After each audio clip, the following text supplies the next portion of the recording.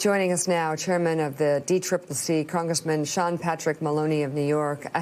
Congressman, we'll start there on, I guess, the focus on the certain members of Congress still who seem to be back in the old day of the Trump years, which seems like yesterday because it was. But Marjorie Taylor Greene, does she have any place on Capitol Hill? And how do you get your Republican counterparts to understand that, specifically Kevin McCarthy?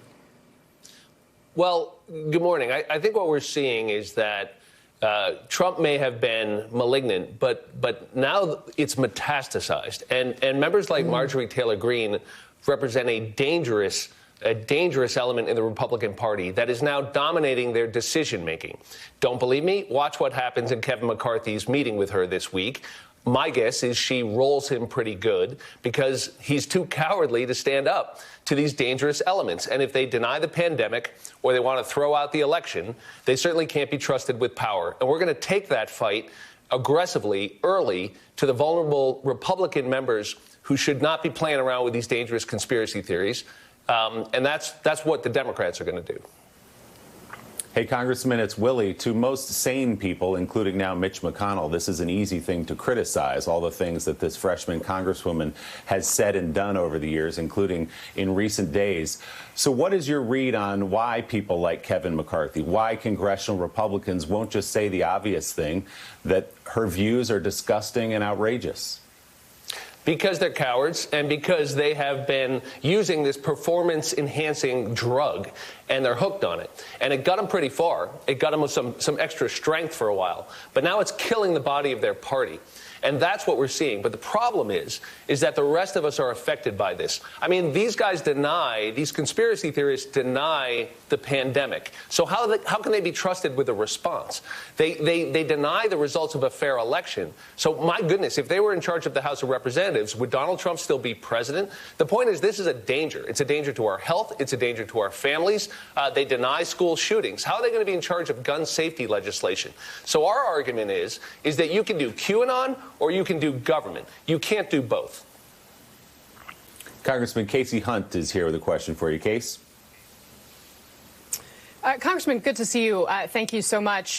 You all are planning on holding a vote, most likely, on a privileged resolution that would strip Marjorie Taylor Greene from her committee assignments. And I'm wondering the strategy behind that. There are some people who are concerned it would set a precedent that you could strip someone for basically any reason. Do you think there would be Republicans who would vote with you to strip Marjorie Taylor Greene of her committee assignments if it comes to that? Well, let's find out. Let's find out whether these Republicans stand with the mob, stand with dangerous conspiracy theories that deny the pandemic, that think space lasers created wildfires, that deny that school shootings like Sandy Hook even took place. Let's see whether these Republicans will stand with that or they'll stand with sanity. The choice is between a violent mob that attacked the Capitol and our Constitution and common sense. And you cannot do both. So I don't mind putting every one of them on the record. Let's see if they've got the guts to stand up for what's right.